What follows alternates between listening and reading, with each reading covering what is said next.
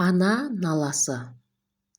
Жаңа ғасыр басталған тұста біз тұратын екі қабатты үйдің төменгі пәтерлерінің біріне Аслан есімді жігіт отбасымен көшіп келді.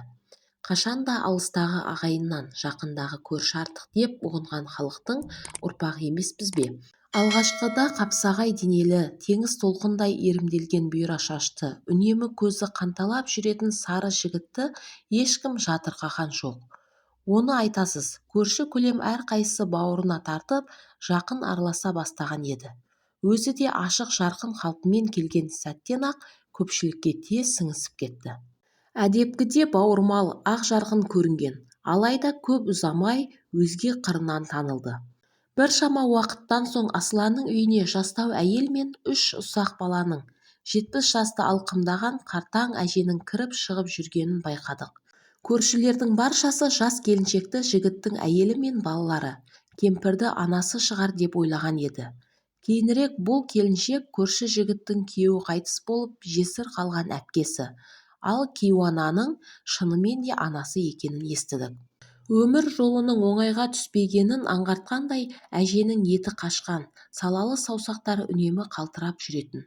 Балалық дегенді қойсаңызшы, бір шаңырақтың астында тұратын қос қабатты үйдің балалары біздер сол кемпірдің үздіксіз дірілдеп тұратын қолдарынан өлердей қорқатынбыз. Кез келген ойын баласына балалық шақта ең алдымен дос керектігі белгілі.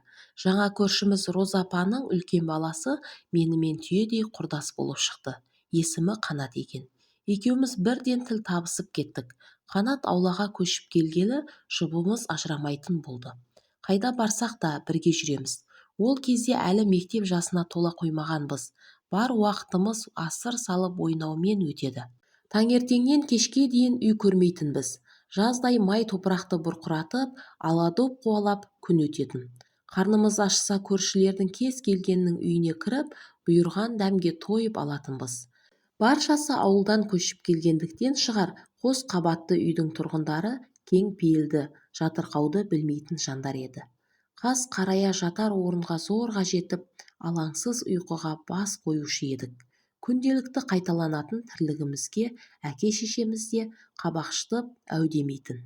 Өмір деген ұлы керуеннен түсінігіміз мардымды болмаса да, балаң көңілмен кімнің бақуатты, кімнің жұпыны тұратынын өзімізше саралай алатынбыз.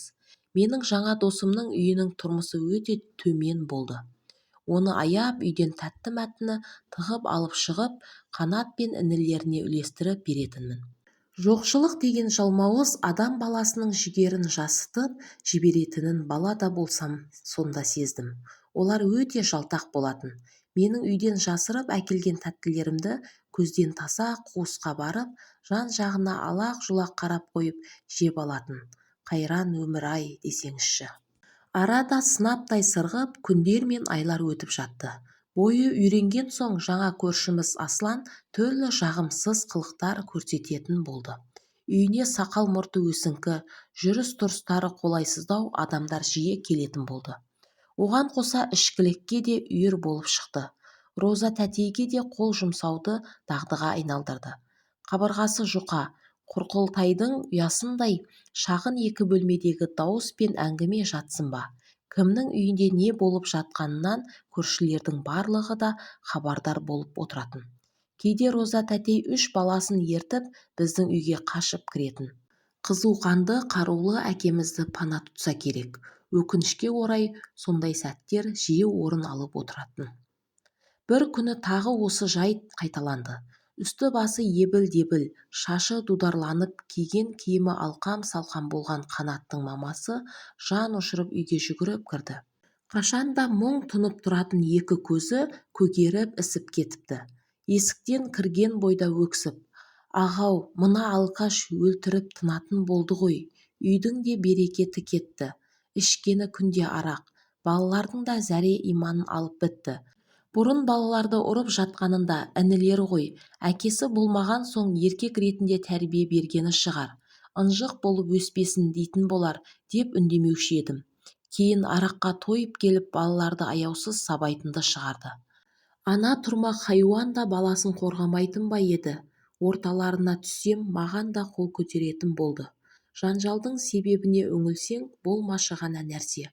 Бала неменің ойнағысы, асыр салып жүргісі келмей ме? Інім соған шамданады. Балаларға да тәуекел дер едім. Бәрінен жүріп тұруы қиындаған анамызға обал болды.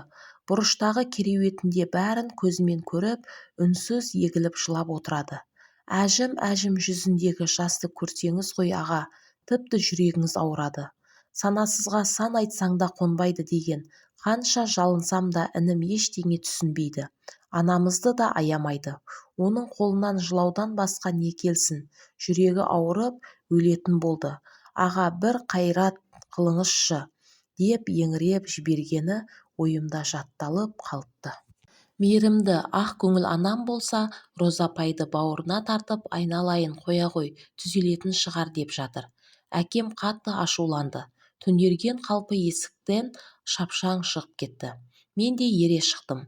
Ештеңе тындыра алмасақ та, ойын баласына бәрі қызық емес пе? Енді не болар екен деген оймен алақтап тұрмын. Әкем Асланның үйінің есігін жұлқи ашып кіргенде, бірдеңеден құр қалғандай мен де қабаттаса ендім. Күлімсі сыздың иісі, қолқамды қапты. Арақ пен темекінің иісі, қираған сынған заттар, ішімдіктен босаған бөтелкелер, онсыз да қара көлеңкі бөлмені тіпті қорқынышты қылып жібергендей. Әкемнің ашуын жақсы білетін Аслан үйінен ізім ғайым жоқ болыпты. Түкпірдегі бөлмеден өксіген адамның даусы еміс-еміс естіліп тұрған еді. Әкеме еріп бөлмеге кіргенде, аппақ шашын жайып жіберген, дірілдей беретін екі қолын көкке көтеріп, жастыққа сүйеніп отырған қара кемпірді көрдік. Жүзі бұл жолы бұрынғыдай адамның аяныш сезімін тудырмайды. Жанары өте суық, әрі сұмдық қорқынышты. Құдды дәл алдымызда адам емес, тірі аруақ отырғандай. Ішінен бірдеңелерді күбірлеп сөйлеген. Мүмкін дәрменсіз ана сол сәтте қызы мен немерелерін сабаған, арақтан азғындаған ұлына қарғыс айтып отырған ба екен, кім білсін. Өзім күнде көріп жүрген әжеден мұндай қорқпаспын. Әкем үн-түнсіз бұрылып кеткенде, оның жанарына іркілген жас тамшыларын байқадым. Мен ештеңе түсінбеген күйде аң-таңмын. Үйге келген соң әкем, ананы нала қылған жан қайда барар дейсің? Адамның тергеуінен құтылғанмен Алланың сұрауынан сытыла алмас деп кіжінді. Сол оқиғадан кейін көп ұзамай Роза тәтей балаларын алып көшіп кетті. Мен досымды онан кейін көрген емеспін. Қаңыраған пәтерде Аслан мен қара кемпір ғана қалды. Аслан ішкілікке бір жолата берілді. Үйінде апталап, айлап болмайтынды шығарды. Тіпті ат ізін салмайтын да болды. Анасын да іздемейтін, тас жүректің өзі екен.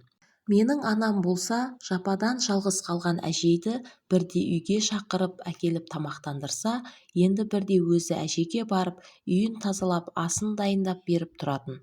Кейуана қалтырап, дірілдеп, зорға жүріп үйге келгенде, біз алақай, әжеміз келді деп мәз-мейрам болып қалатынбыз. Әке-шешемнің анасы ертерек өмірден өтіп кеткендіктен әжесі бар достарыма қатты қызығатынмын. Шіркін, біздің әжеміз тірі болғанда ешқашан ренжітпеуші едік, деп армандайтынмын. Арада бірнеше ай өтті. Күздің жаймашуақ күнінде көрші әже дүниеден өтті. Адамдардың азан-қазан болып жылағаны, біз тұратын екі қабатты үйге кіріп шығып жатқандары өмірде бізге беймәлім өте көп дүниелердің бар екендігін ұқтырғандай. Орал қаласына білім алуға аттанғалы жүргенімде, балалық шағымдағы достарымды әлеуметтік желіден іздестірген едім. Кездейсоқ Қанаттың парақшасын жолықтырдым.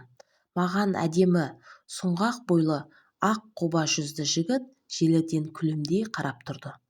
Аса бақытты жандай болып көрінді. Жеке парақшасын ашқанымда, Алматыдағы беделді жоғарғы оқу орнына грантпен түстім достар деген жазуды көзім шалды. Ал анасының наласын арқалаған Аслан болса, ұшты-күйлі жоғалып кетті. Ешкім оның қайда жүргенін, өлі не тірі екенін мүлде білмейді.